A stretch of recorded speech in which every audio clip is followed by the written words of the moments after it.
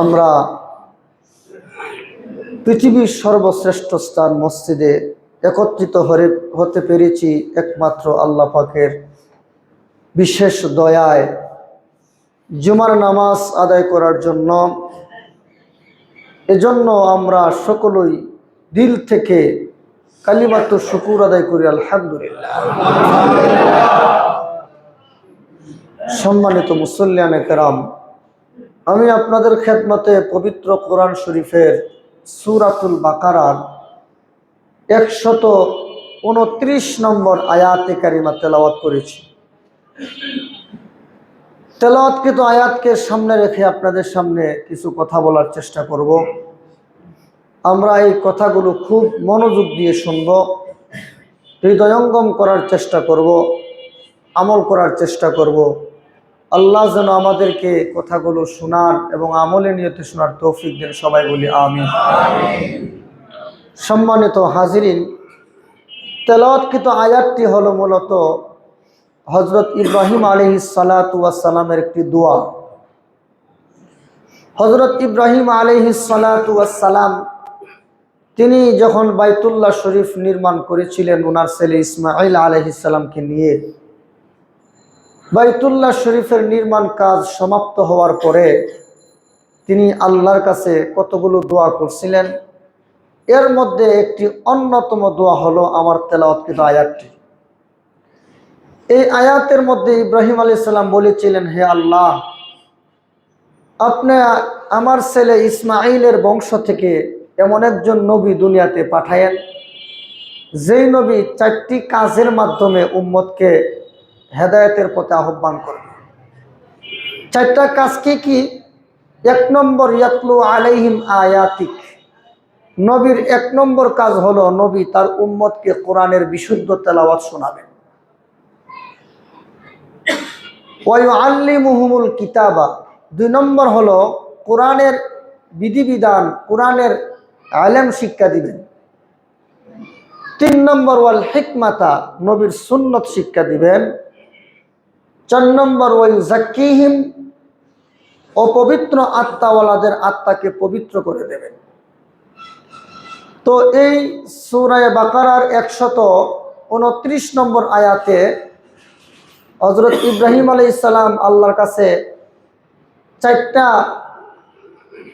বিষয়ে দোয়া করেছিলেন যে, হ্যাঁ আল্লাহ, আমার ছেলে ইসমাঈলের বংশ থেকে একজন নবী বানায় পাঠায়েন, যে নবীর কাজ হবে 4টা।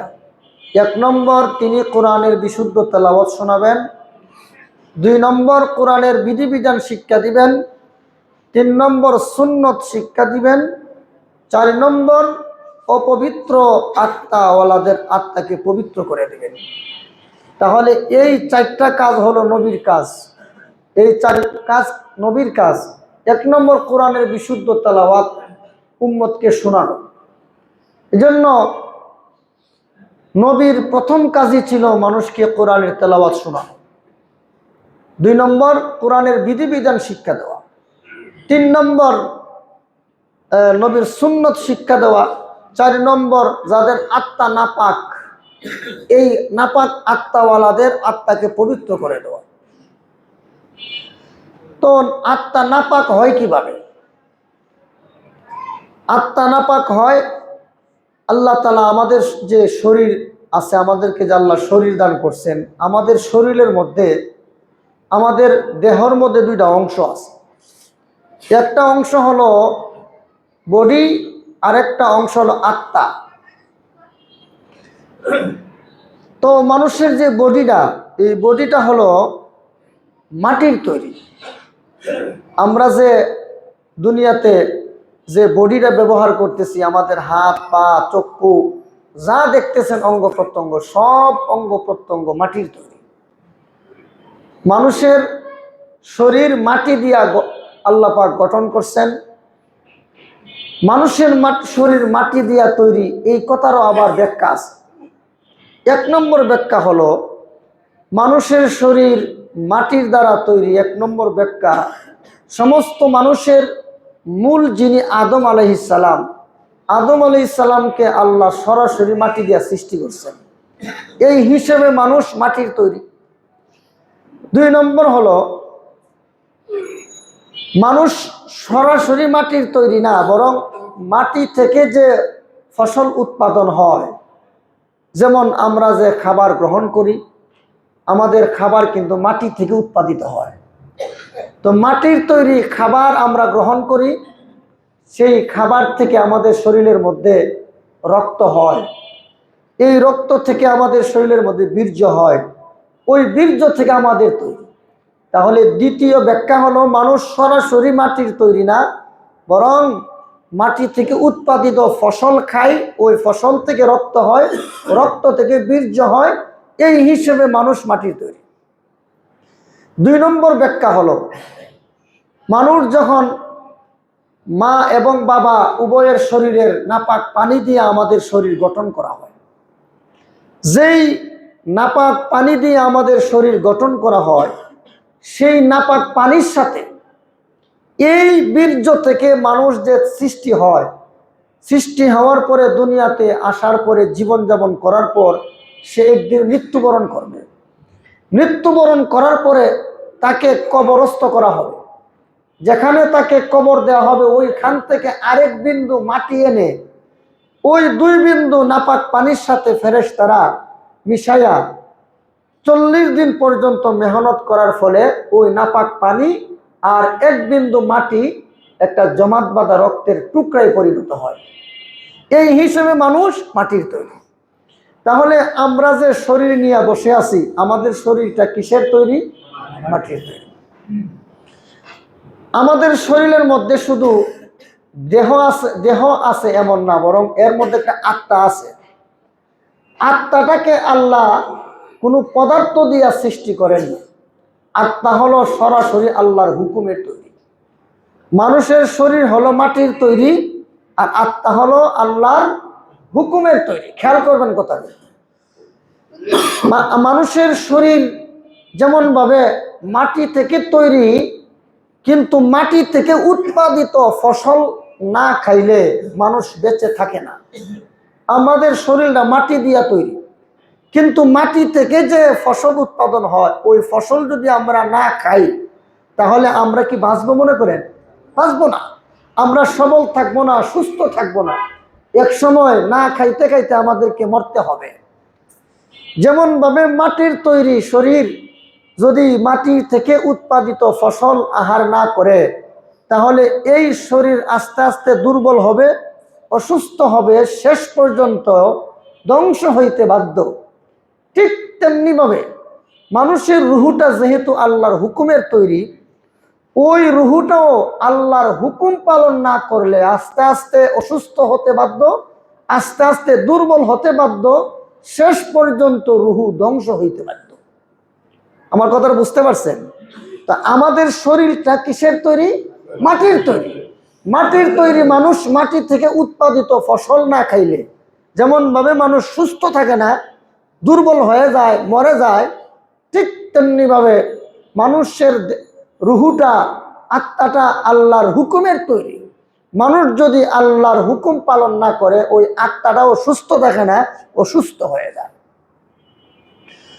তাহলে আমরা আজকের এই আলোচনা থেকে খুবই গুরুত্বপূর্ণ একটা কথা বুঝলাম, সেটা হলো মাটি দিয়া তৈরি, ওই মাটির তৈরি দেহ যদি মাটি থেকে উৎপাদিত ফসল আহার না করে, তাহলে ওই দেহ অসুস্থ হয়, দুর্বল হয়, ধ্বংস হয়।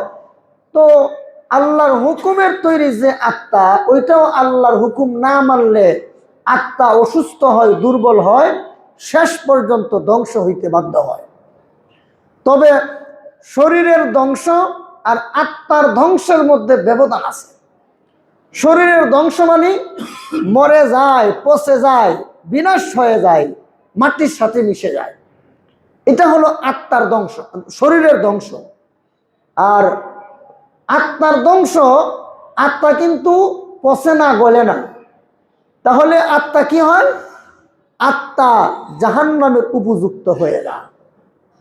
শরীর ধ্বংস হওয়ার ব্যাখ্যা আলাদা, আত্মা ধ্বংস হওয়ার ব্যাখ্যা আলাদা। শরীর ধ্বংস হয় কিভাবে? মাটির সাথে মিশে যায়, পচে যায়, গলে যায়। কিন্তু রুহু তো কোনো পদার্থ না, এটা আল্লাহর হুকুম। এই হুকুমটা, এই রুহুটা যখন আল্লাহর হুকুম মানবে না, ওই রুহুটাও শেষ পর্যন্ত ধ্বংস হয়, মানে তার ঠিকানা জাহান্নাম হয়। তো রুহুটা কি? রুহুটা কি কোনো কি, তার ধরন কি?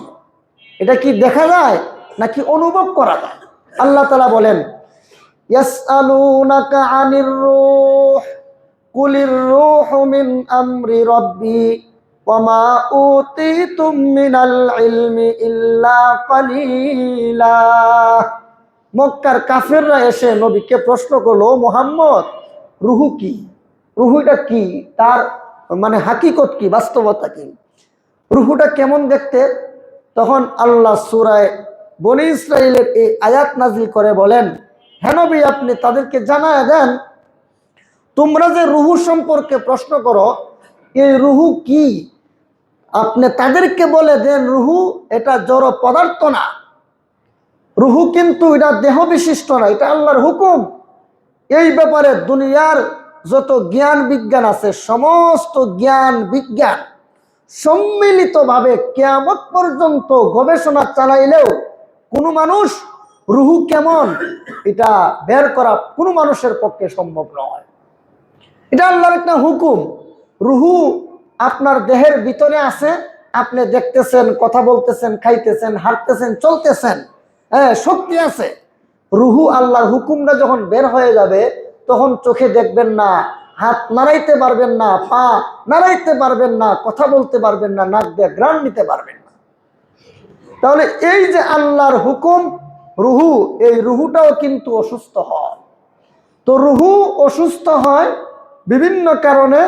যেমন ভাবে আমাদের শরীর অসুস্থ হয় বিভিন্ন কারণে, আমাদের আত্মাটাও অসুস্থ হয় বিভিন্ন কারণে। আত্মার কিছু কিছু রোগ আছে, যেই রোগটাকে শরীরের কিছু কিছু রোগ আছে, সেই রোগগুলোকে আমরা অসংক্রমিত রোগ বলি। আর কিছু কিছু রোগ আছে সংক্রমিত রোগ।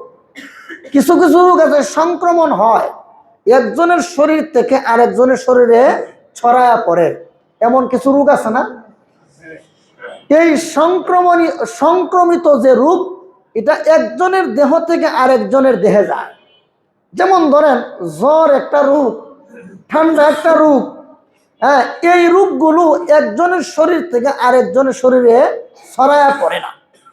কিন্তু করোনা সহ আরো বিভিন্ন রোগ আছে, একজনের শরীরে হইলে, হ্যাঁ, খুস পাসরা একজনের শরীরে হইলে আরেকজনের শরীরে সংক্রমিত হয়। তাহলে রোগ কয় প্রকার বলেন?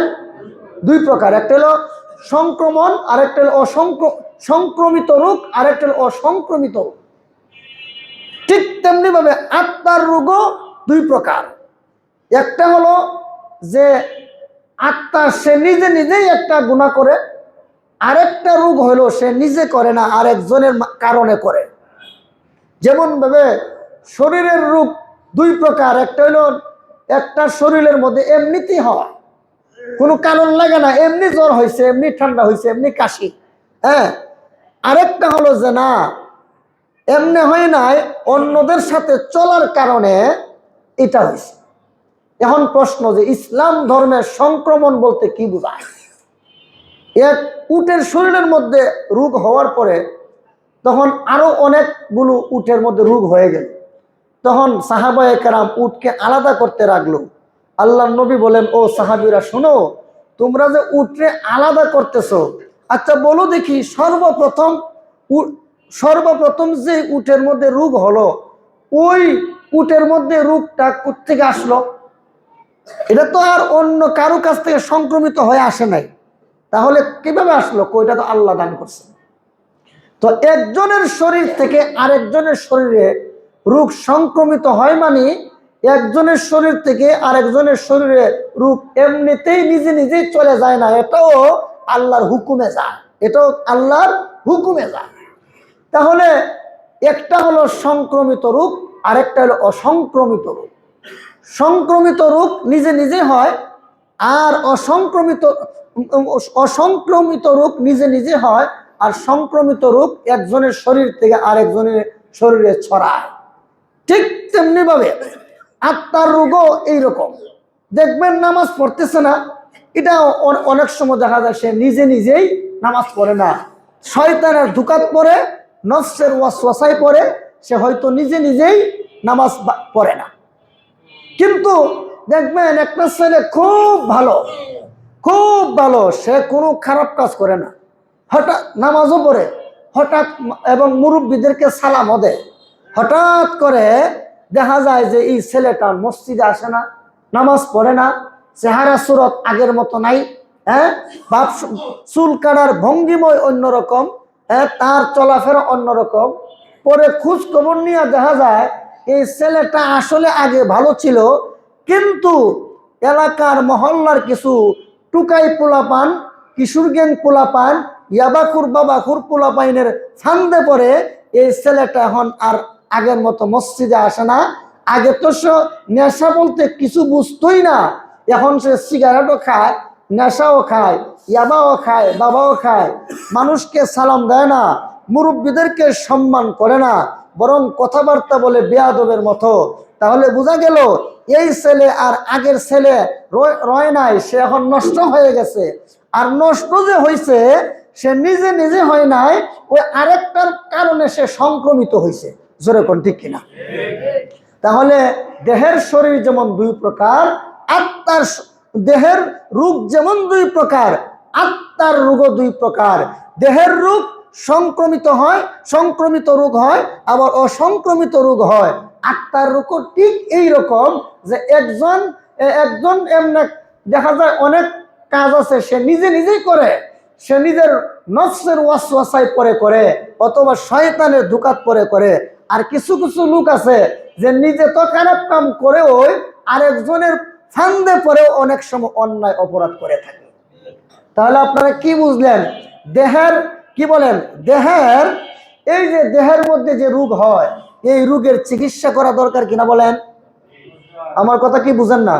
ওই যে ঘুমাইতেছে, যারা যার পাশে যে ঘুমায় তাকে একটু একটু নাড়াচাড়া দিয়া, গুতা দিয়ে সজাগ করে দেন। মুআজ্জাল হাজিরিন, তো বলতেছিলাম, হ্যাঁ, শরীরের মধ্যে যদি রোগ হয়, এই রোগ যদি সময় মতো চিকিৎসা করা না হয় তাহলে কিন্তু এই শরীর শেষ।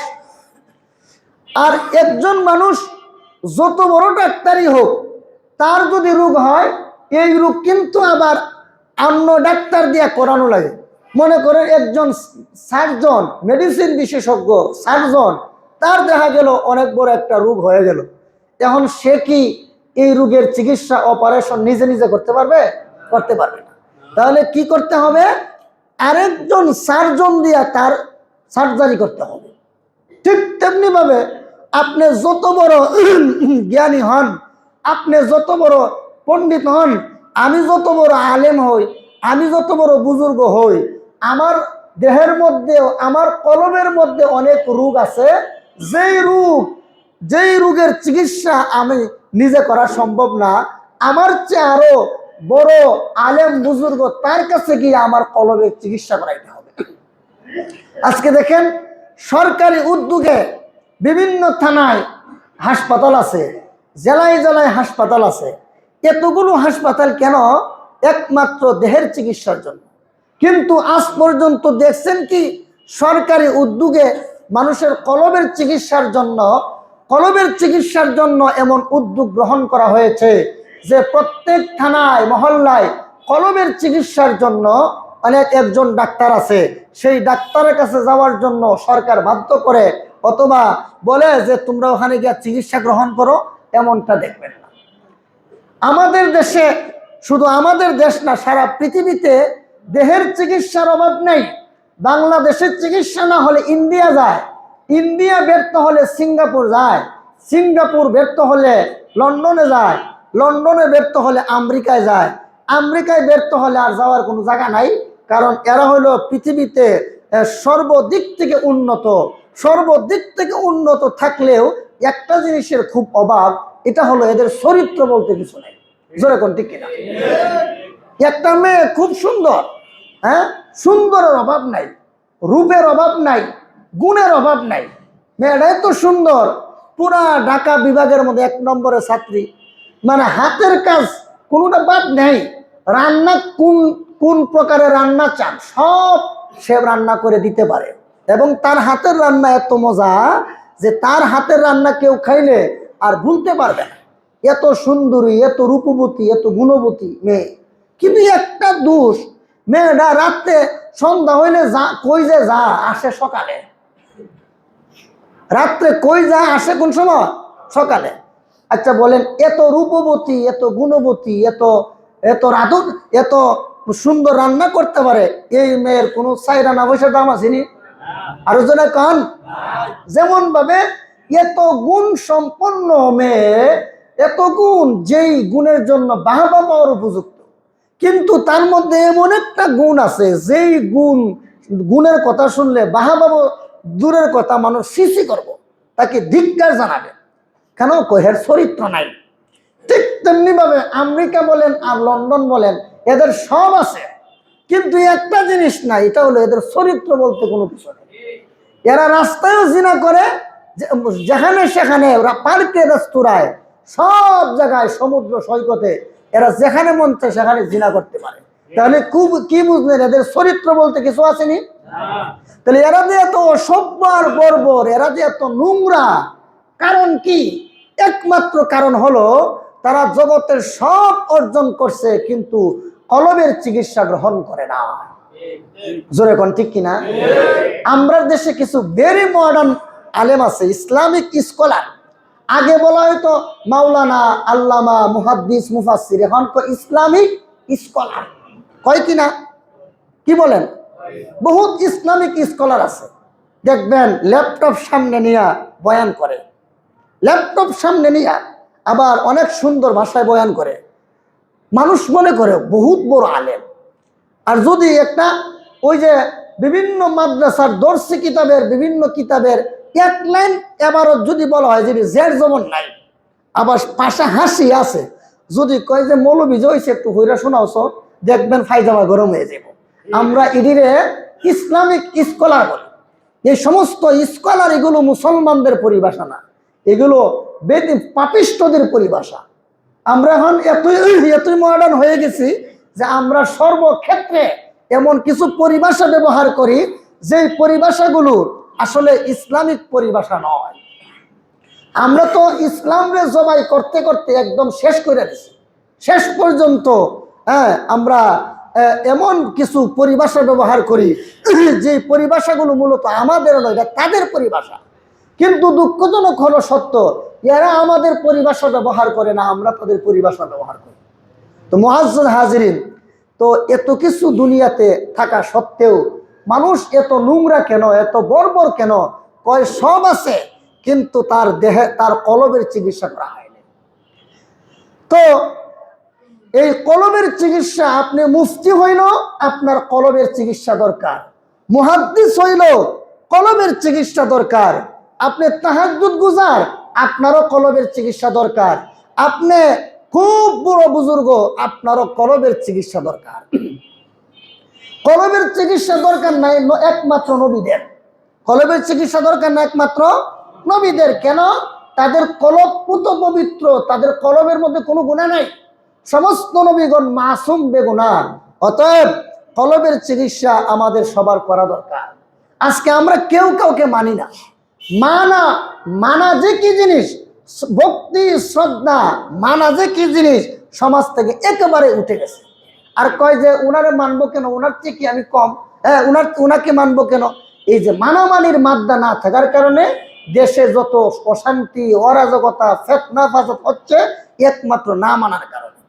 অতএব আমার আপনার জীবন চলার জন্য যেমন একটা মোবাইল দরকার, মোবাইল ছাড়া চলা যায় না রে, ফোন করা যায় না, ভিডিও দেখা যায় না, খোঁজ খবর নেওয়া যায় না, বিভিন্ন তথ্য আদান প্রদান করা যায় না। মোবাইল যেমন আমাদের জীবনের একটা জরুরি একটা বিষয় হয়ে গেছে, মোবাইল যতটুকু জরুরি, এই মোবাইলের চেয়েও 1000 গুণ বেশি জরুরি আমার একজন মুরব্বী থাকা, একজনের অধীনে চলা। আপনার জীবনে যা কিছু করবেন, একজন মুরব্বী মেনে চলবেন, তার পরামর্শ আপনি জীবনযাপন করবেন, তাহলে দুনিয়ার জীবনটা আপনার সুন্দর হবে, পরকালীন জীবনও আপনার সুন্দর হবে। এজন্য আমরা সবাই মুরব্বী মেনে চলবো। আমরা এমন কিছু আল্লাহওয়ালা এমন কিছু বুজুর্গ যাদের কমান্ড মেনে চলবো, যাদের কথা মতো চললে আমার দুনিয়ার জীবনও সফল, পরকালীন জীবনও সফল হবে। আমাদের কলবের যেই সমস্ত রোগ হয়, এর মধ্যে একটা রোগের নাম হলো অহংকার। একটা রোগের নাম কি? অহংকার। এই অহংকার এটা আবার 4 প্রকার। অহংকার কয় প্রকার? 4 প্রকার। অহংকারের আপনারা যেইভাবে কাশতেছেন, আমিও তো কালকে এত দূরে গেছি, ওই যে টাঙ্গাইল গেলাম, সারা রাত ওগুমা, হ্যাঁ, আর বিভিন্ন জায়গায় যাই শীতের সিজনে, কিন্তু এত কাশি না। কাশি আমি সারা বছরই টুকটাক কাশি, কিন্তু এত কাশি না। কারণ হইল কি, আমি কিছু টিপস গ্রহণ করি, আপনার ওইগুলো করেন। আপনারা গরম পানিতে গোসল দিবেন, গরম পানি খাইবেন, অ্যালার্জি জাতীয় কিছু খাইবেন না, মাস্ক ব্যবহার করবেন, হ্যাঁ। তারপরে অ্যালার্জির অপর নাম ঠান্ডা, ঠান্ডার থেকে অ্যালার্জি হয়, অ্যালার্জির থেকে ঠান্ডা হয়। তারপরে এই যে ধুলাবালি আছে, এগুলোর থেকে অনেক ঠান্ডা হয়। তো সারা বছরই কাশেন, এই কাশ এটা কিন্তু খুব খারাপ জিনিস। এই ঠান্ডা যদি একবার ধরে, সিঙ্গাপুর গেল কাম হতো না, শেষ। যেরকম ঠিক কিনা? এটা হলো দেহের চিকিৎসা। দেহের চিকিৎসা করেন, দেহ সুস্থ রাখা এটাও কিন্তু আল্লাহর একটা নিয়ামত, এটাও কিন্তু খুব জরুরি। কিন্তু আমরা দেহের চিকিৎসা করতে আমরা অনেক সময় কুতাহি, আমরা অলসতা করি। মুআজ্জাজ হাজরিন, বলতেছিলাম দেহের মধ্যে রোগ থাকলে, এই রোগ সহজে চিকিৎসা না করলে, তাড়াতাড়ি চিকিৎসা না করলে আপনি ধ্বংস হবেন। আমার আপনার কলবের মধ্যে যে রোগ আছে, এগুলোর চিকিৎসা না করলে আমরা কি হব? আমরা ধ্বংস হতে পারবো। এই কলবের একটা রোগের নাম হলো অহংকার। অহংকার, আল্লাহর নবী বলেন, যার অন্তরে সরিষার দানা পরিমাণ অহংকার থাকবে, তার ঠিকানা হবে জাহান্নাম। যেমন ধরেন, আমার আপনার শরীরের, আমার আপনার কলবের মধ্যে অহংকার আছে কিনা, এটা বোঝার জন্য আপনি নিজেই টের পাইবেন। একটা স্কেল আছে, এই স্কেল দিয়ে আপনি নিজেই ধরতে পারবেন আপনার কলবের মধ্যে রোগ আছে কিনা। আপনি নিজের জিগাইবেন, আচ্ছা তোমার মধ্যে কোনো এই গুণ আসেনি, আপনি নিজে জিগাইবেন। আপনি যদি সচেতন হন, আপনার মন আপনাকে সাই দিবে, হ্যাঁ আমার তো অনেক গুণ আছে। যেমন আমি সুন্দর, এটা তো আমার একটা গুণ। আমি ভালো কথা বলতে পারি, এটাও তো আমার গুণ। আমি অনেক সম্মানী, আমি মানুষকে ডাকলে আমার ডাকে হাজারো মানুষ চলে আসে, এটা তো আমার একটা গুণ। হ্যাঁ, আমার অনেক অর্থ সম্পদ আছে, এগুলো তো আমার গুণ। তখন আমার মন জিজ্ঞেস করবেন, তোমার যত গুণই থাকুক, তোমার গুণের জন্য প্রশংসা পাওয়ার দাবিদার কে? কে প্রশংসা পাইতে পারে? আপনার মন যদি বলে যে না, হ্যাঁ আমার প্রশংসার জন্য আমি তুই মানে প্রশংসা পাওয়ার, আমি তো বাহবা পাওয়ার যোগ্য, তাহলে আপনি বুঝে নেবেন যে আপনার মনের মধ্যে অহংকারের বীজ আছে, অহংকারের বীজ আছে। যেমন ধরেন, আপনি মনে মনে যদি বলেন, কেউ যদি মনে মনে বলে যে আমার চেয়ে এত বড় নামাজি, আমার চেয়ে সুন্দর, আমার চেয়ে অর্থ সম্পদওয়ালা, আমার চেয়ে এত সম্মানী, আমার চেয়ে এত দাপটওয়ালার কে আছে সমাজে, এটা মনে মনে বলে। যদি এমনটা বলে, তাহলে বোঝা গেল আপনার কলবের মধ্যে অহংকারের বীজ আছে। বীজ, অহংকারের বীজ যার অন্তরে থাকবে, তার ঠিকানা হবে জাহান্নাম। তো এটা হলো তরিকতের পরিভাষা। তরিকতের পরিভাষায় অহংকার 4 প্রকার। প্রথম প্রকার অহংকারকে উজব বলা হয়, দ্বিতীয় প্রকার অহংকারকে কিবির বলা হয়, তৃতীয় প্রকার অহংকারকে তাকাব্বুর বলা হয়, চতুর্থ প্রকার অহংকারকে ইস্তিকবার বলা হয়। এটা হলো তরিকতের পরিভাষা। তরিকত মানে তরিকত হাসিল করা লাগে মেহনত করে, সাধনা করে।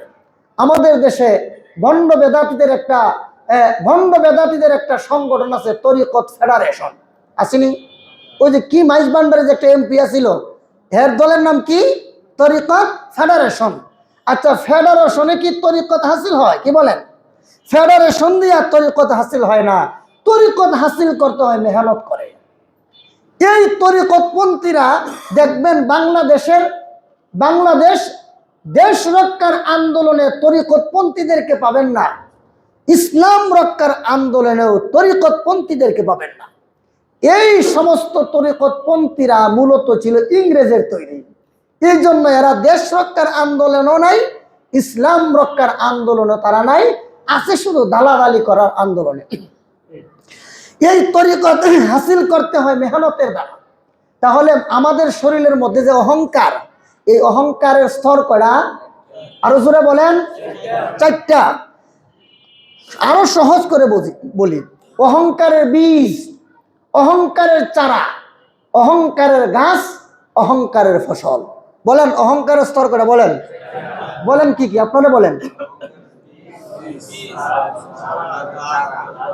অহংকারের বীজ, অহংকারের চারা, অহংকারের গাছ, অহংকারের ফসল। ফসল উদাহরণ দিলে বুঝবেন। তাহলে যদি আপনার মন বলে যে আমার প্রশংসা, আমার যে যোগ্যতা, হ্যাঁ এই যোগ্যতা আর কয়জনের আছে, এটা ভিতরে ভিতরে রাখে, বের করে না।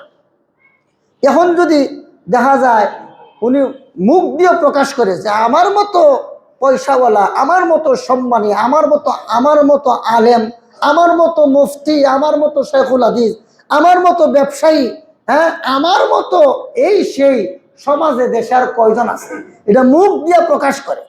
তাহলে বোঝা গেল তার মধ্যে অহংকারের বীজ রয়েছে না, মানে এই বীজ থেকে চারা গোছাই যে চারা চারা। এখন আবার মুখ দিয়ে তুলনা দেয়, উমুকের চেয়ে কি পয়সা আমার কম আছে, আরে উমুকের চেয়ে কি এলেম কালাম বিদ্যা বুদ্ধি আমার কম আছে, উমুকের চেয়ে কি আমার বংশমর্যাদা ছোট, আরে উমুকের চেয়ে কি আমি কম সুন্দর, আরে উমুকের চেয়ে কি আমি কম মেধাবী। এগুলো তুলনা করে। তুলনা করেনি সমাজের কেউ, আমাদের সমাজে ওমা করে না। আরে হ্যাঁ হ্যাঁ, এ কি এর বাড়িওয়ালা, আরে ও সে কি এর টাকাওয়ালা, আরে ও কি এর জ্ঞানী। এগুলো কিন্তু আমরা অনেক সময় তুলনা করি, আপনারাও করেন, আমিও করি। সুতরাং আমরা সবাই কলবের রোগে আক্রান্ত। এই যে তুলনা করলো, এই তুলনা করার কারণে এখন অহংকারটা, তার অহংকারের বীজের থেকে চারা গজাইছে, এই চারার থেকে এখন গাছ হয়ে গেছে। এখন কি হয়ে গেছে বলেন, গাছ হয়ে গেছে। এখন সে শুধু তুলনা করেই ক্ষান্ত না, বরং সে জুলুম অত্যাচার করে, গালাগালি করে, জুলুম করে, অত্যাচার করে, তার কারণে সমাজের মানুষ অতিষ্ঠ। তাইলে বোঝা গেল তার অহংকারের গাছের মধ্যে ফসল ধরছে। পৃথিবীতে দেশে সমাজে যত অন্যায় হচ্ছে, যত অপরাধ হচ্ছে, সমস্ত অপরাধ, সমস্ত জুলুম ওই অহংকার গাছের ফসল। আমাদের দেশে যত অন্যায় হয়, সন্ত্রাস হয়, জবরদখল হয়, জোর জবরদস্তি হয়, গালাগালি হয়, মারামারি হয়, এগুলো সব অহংকারের ফসল। নবীজি কি বলছেন, যার অন্তরে অহংকারের বীজ আছে তার ঠিকানা যদি জাহান্নাম হয়, তাহলে যার অহংকারের চারা গজাইছে তার ঠিকানা কোথায়? যার অহংকারের গাছ হয়েছে তার ঠিকানা কোথায়? যার অহংকার নামক গাছে ফসল ধরেছে তার ঠিকানা কোথায়? এবার চিন্তা করে দেখেন, আমরা এখানে যারা আছি কতজন অহংকার মুক্ত? একমাত্র আল্লাহ গফুর রহিম ছাড়া আর কেউ জানে না। অতএব অহংকার মুক্ত জীবন যাপন করা দরকার, আছে কিনা বলেন, আরো জোরে বলেন। এই আমাদের কলবের মধ্যে আরো একটা রোগ আছে। এই রোগটার নাম হলো হুব্বুদ দুনিয়া, দুনিয়ার ভালোবাসা, দুনিয়ার মহব্বত। আল্লাহ নবী বলেন হুব্বুদ দুনিয়া রাসু কুল্লি খাতিয়া। আল্লাহর হাবিব বলেন সমস্ত গুনার মূল হইল দুনিয়ার ভালোবাসা, দুনিয়ার মহব্বত। আজকে দুনিয়ার ভালোবাসার কারণে আজকে অনেকে আমরা ফজর নামাজ পড়ি নাই। দুনিয়ার ভালোবাসার কারণেই তো আজকে আমরা দেখা গেছে গত এক সপ্তাহ আগে যে মসজিদে আসছিলাম, আবার এখন এক সপ্তাহ পরে আসলাম। একটা কথা ভালো রকম মনে রাখবেন, যারা সপ্তাহে একদিন মসজিদে আসি, তো আমি সারা সপ্তাহ কই কাটাইলাম? দুনিয়াত কাটাইলাম, দুনিয়ার ভোগ বিলাস আর আরামায়েশের মধ্যে আমি কাটাইলাম। সুতরাং আমার কলবের মধ্যে দেখবেন আল্লাহর মহব্বত নাই, আমার কলব সুস্থ না, আমার কলব অসুস্থ। এই অসুস্থ কলব নিয়ে মারা গেলে নিশ্চিত রূপে জাহান্নামে যাইতে হবে। আর যাদের কলব সুস্থ, এরাই হলো প্রকৃত বুদ্ধিমান। চাই গরিব হোক, চাই অসুন্দর হোক, চাই সমাজে কোনো দাম না থাকুক, চাই অর্থ সম্পদ না থাকুক, যার কলব সুস্থ সেই সবচেয়ে বড় ধনী। সবচেয়ে বড় ধনী হইল যার কলব সুস্থ, সে সবচেয়ে বড় ধনী। আর যারা কলব সুস্থ না, এরা সবচেয়ে হতভাগা। আমরা এখানে সবাই কলবের রোগী। একজনের কলব। এক নম্বর, আমি যেহেতু এখানে বড় চেয়ারটার মধ্যে বসছি, আমি না দাবি করলে আপনারা মনে মনে হয়তো ভাবেন যে হুজুরের মনে এখানে সবচেয়ে ভালো। না, আমি ভালো না, আমার কলবের মধ্যে অনেক রোগ আছে। সুতরাং আমার কলবে রোগ থাকলে যদি আমার চিকিৎসা করানো দরকার, তা আমার পিছনে যারা নামাজ পড়ে এদেরও কলব রোগ আছে, এদের সবার চিকিৎসা করানো দরকার। সম্মানিত হাজিরিন, আর যাদের কলব সুস্থ, এরা কি? আল্লাহ বলেন, ইন্না ফি খালকিস সামাওয়াতি ওয়াল আরদি ওয়াখতিলাফিল লাইলি ওয়ান নাহারি লাআয়াতিন লিউলিল আলবাব। আল্লাহ বলেন, এই যে আসমান জমিন দিবারাত্রির পরিবর্তন আর পরিবর্ধন, এর মধ্যে যারা উলুল আলবাব জ্ঞানী, তাদের জন্য শিক্ষা রয়েছে। এখন রাত বড়, দিন ছোট, কিছুদিন পরে রাত ছোট হবে, দিন বড় হবে। এই পরিবর্তন আর পরিবর্তনের মধ্যে কাদের জন্য শিক্ষা আছে বলেন তো? যারা উলুল আলবাব, যারা জ্ঞানী, তাদের জন্য। জ্ঞানী কারা? আল্লাহ যে কইল জ্ঞানী, এই জ্ঞানী গুরু কারা? এই জ্ঞানীর বিবরণ দিয়ে তার কিছু সিফত, তার কিছু কোয়ালিটি বর্ণনা করতে গিয়ে এর পরের আয়াতে আল্লাহ বলেন, الذين يذكرون الله قياما وقعودا وعلى جنوبهم ويتفكرون في خلق السماوات والأرض ربنا ما خلقت هذا باطلا سبحانك فقنا عذاب النار। জ্ঞানীদের পরিচয় দিতে গিয়ে আল্লাহ বলেন, আল্লাযীনা ইয়াযকুরুনাল্লাহা কিয়ামা ওয়া কুউদা ওয়া আলা জুনুবিহিম, যারা দাঁড়ায়া বৈশা, যারা সর্বদাই, যারা আল্লাহকে স্মরণ করে, যার অন্তরে আল্লাহর স্মরণ আছে, তার পক্ষে মিথ্যা বলা সম্ভব নয়। যার মধ্যে আল্লাহর স্মরণ আছে, চুগলখুরি করা সম্ভব নয়, সুদ ঘুষ খাওয়া সম্ভব নয়, অন্যায় অবিচার করা সম্ভব নয়। এরা সব সময় আল্লাহর ধ্যানে থাকে, আল্লাহর জিকিরে থাকে, আল্লাহর স্মরণে থাকে। আল্লাহর স্মরণ আর আল্লাহর জিকির মানে এই নয় যে লা ইলাহা ইল্লাল্লাহ সুবহানাল্লাহ পড়লাম আর মানুষকে কষ্ট দিলাম, মানুষের অধিকার নষ্ট করলাম, এর নাম আল্লাহর স্মরণ নয়, এর নাম আল্লাহর জিকির নয়। বরং সদা সর্বদা আল্লাহর স্মরণে থাকা, যে আমি দুনিয়াতে যা কিছু করছি সব আমার আল্লাহ দেখছে এবং পরকালে আমার আল্লাহর সামনে দাঁড়াইতে হবে। এটা হলো আল্লাহকে স্মরণ করার প্রকৃত ব্যাখ্যা। আল্লাযীনা ইয়াযকুরুনাল্লাহা কিয়ামান ওয়া কুউদান ওয়া আলা জুনুবিহিম ওয়া ইয়াতাফাক্কারুনা ফি খালকিস সামাওয়াতি ওয়াল আরদ।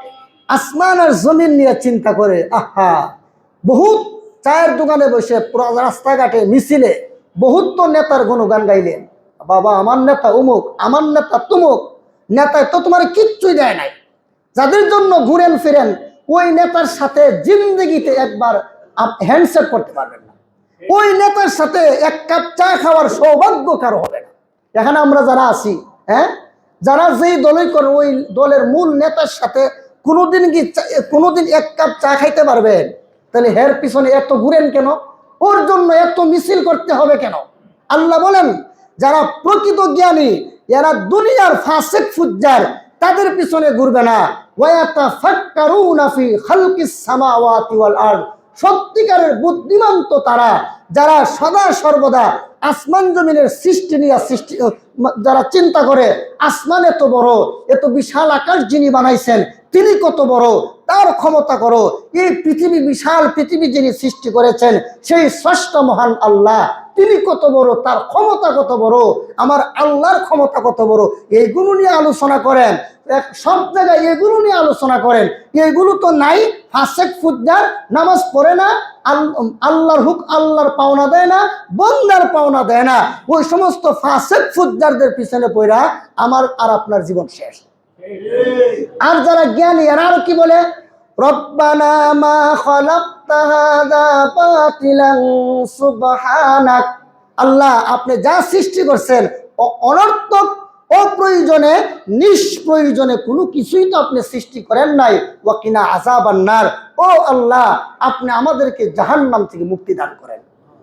তাহলে যারা প্রকৃত জ্ঞানী, এরা জাহান্নাম থেকে মুক্তি চায়। যারা প্রকৃত জ্ঞানী, তারা সদা সর্বদা আল্লাহর ধ্যানে থাকে, আল্লাহকে রাজি আর খুশি করার জন্য সদা সর্বদা তারা ব্যস্ত থাকে। আর আমাদের ব্যস্ততা কি? আমাদের ব্যস্ততা কি আর আল্লাহওয়ালাদের ব্যস্ততা কি? সুতরাং প্রমাণ হয়ে গেল আমাদের কলব একেবারে বরবাদ। এখন যতই বরবাদ হোক, মনে করেন একেবারে বরবাদ হয়ে গেছে, যদি শরীরের মধ্যে ক্যান্সার না হয়, আর যত রোগই হোক সুস্থ হওয়ার সম্ভাবনা আসেনি? আরো জোরে বলেন। তাহলে দেহের মারাত্মক রোগ ক্যান্সার, এই ক্যান্সার থেকে কেউ আর সুস্থ হয় না, তাকে মরতেই হবে। ঠিক তেমনি ভাবে কলবের ক্যান্সারের নাম হলো কুফুর, কলবের ক্যান্সারের নাম হলো শিরক।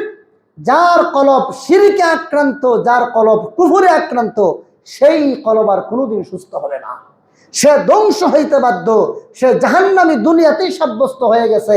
কিন্তু কুফুর শিরিক যদি না করেন, কলব যতই রোগে আক্রান্ত হোক না কেন, আপনি যদি ভালো চিকিৎসা গ্রহণ করেন, একটা সময় নিয়ে, একটা টাইম নিয়ে যদি ভালো চিকিৎসা গ্রহণ করেন, তাহলে ইনশাল্লাহ আপনার কলবও একদিন না একদিন সুস্থ হবে।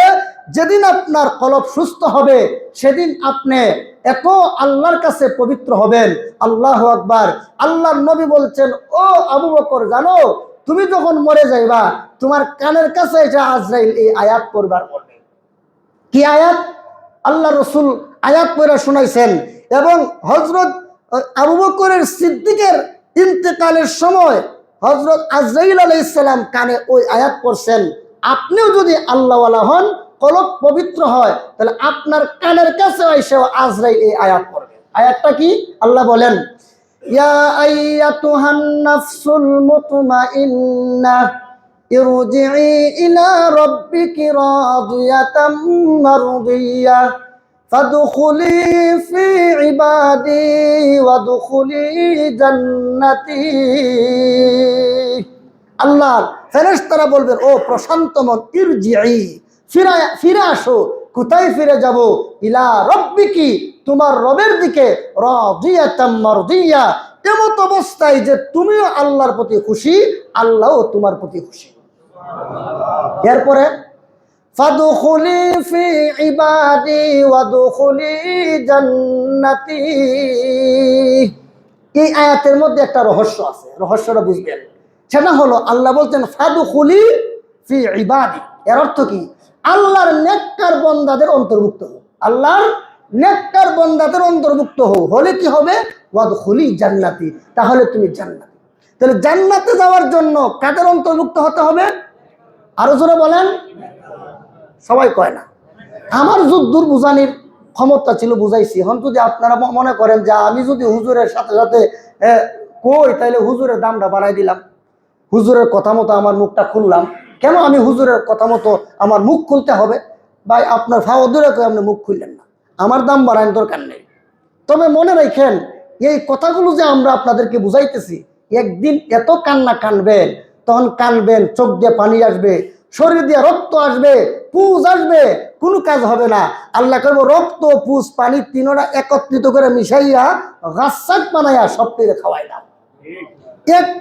এক বালতি গাছাক যদি দুনিয়াতে ছেড়ে দেওয়া হতো, সারা দুনিয়া মুহূর্তের মধ্যে ধ্বংস হয়ে যায়। আপনারা মনে করেন যে মনে হয় জিরো ঠিক করলে হুজুরের দাম বাড়াইছে। জি না, আমার দাম বাড়তো না, আমার দাম শুধু আল্লাহ বাড়াইছে। কমাইলে আল্লাহ কমাবে, দুনিয়ার কোনো পাবলিক কমাইতে পারতো না, বাড়াইতে পারতো না। যেরকম এই জন্য আমরা নেককার বান্দাদের সাথে চলবো। জান্নাতে যাওয়ার যত মাধ্যম আছে, এর মধ্যে অন্যতম একটা মাধ্যম হলো আমরা নেককার বান্দাদের অন্তর্ভুক্ত হব, নেককারদের সাথে চলবো, নেককারদের সাথে বন্ধুত্ব করব, নেককারদের সাথে আত্মীয়তা করব। আত্মীয়তা করার সময় তো হুশ থাকে না, বাড়ি আসেনি, গাড়ি আসেনি, পুলা খারাপ হোক, আমার বাড়ি গাড়ি দরকার। ছেলে যত যেমনই হোক, আমার বাড়ি গাড়ি দরকার। বাড়ি গাড়ি দেখে দিছ না, সবকিছু দেখে দিছ, তুমি মানুষ দেখো নাই, বাড়ি আর গাড়ি দেখছো, ওই কদিন পর এটা লাত্তি দেখাই দিব, দূরে করতে কিনা। আর যে মানুষ দেখে, ভালো মানুষ দেখে আত্মীয়তা করো, গরিব হইলো, রিক্সা চালাইলো, ভ্যান চালাইলো, মজুরির কাজ করলো, দেখবেন আপনার মেয়েরে কোনোদিন কষ্ট দিব না। জোরে কোন ঠিক কিনা? এই জন্য আমরা ভালো মানুষের অন্তর্ভুক্ত হবো তো ইনশাল্লাহ। আল্লাহ তাআলা আমাদের সকলকে আল্লাহওয়ালা, পরহেজগার, মুত্তাকি, তাদের তাদের সংস্পর্শে গিয়ে আমাদের কলবটাকে পবিত্র করার তৌফিক দেন, আমিন। সুবহানা রাব্বিকা রাব্বিল ইজ্জাতি আম্মা ইয়াসিফুন ওয়া সালামুন আলাল মুরসালিন ওয়াল হামদুলিল্লাহি রাব্বিল আলামিন।